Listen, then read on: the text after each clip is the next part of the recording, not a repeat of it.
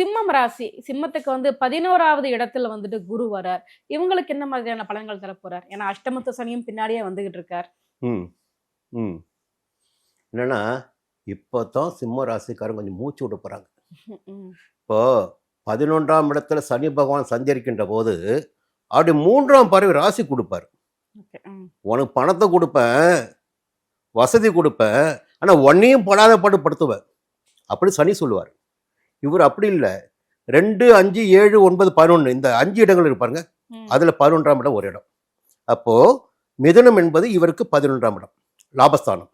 இப்போ லாப குருவாக எப்படி லாப குருவாக சிம்மராசனுடைய வாழ்க்கையில் அவர் ராகு சோதனை பண்ணுறாரு, கேது ராசிக்குள்ளே வந்திருக்காரு. புரியுங்களா? ஜென்ம கேது. ஓகே. ம். அதே நேரத்தில் ஜென்ம கேதுடைய பாதிப்புகளிலிருந்து விடுதலை பெறக்கூடிய நிலையை கூட இப்போ ஏற்படும். 11ஆம் இடத்து குரு பகவான் மிகப்பெரிய யோக பலன்களை சிம்ம ராசினருக்கு வழங்குவார்கள்.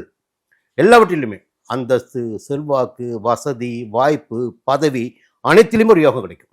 ம். ம். 11ஆம் இடம் இன்னொன்று கொடுக்காது, கொடுக்கிட்டு போட்டோம். புரியுங்களா? என்ன கொடுக்கும் சார் 11? கொடுத்த லாபத்தை கொடுக்க, சந்தோஷத்தை கொடுங்க.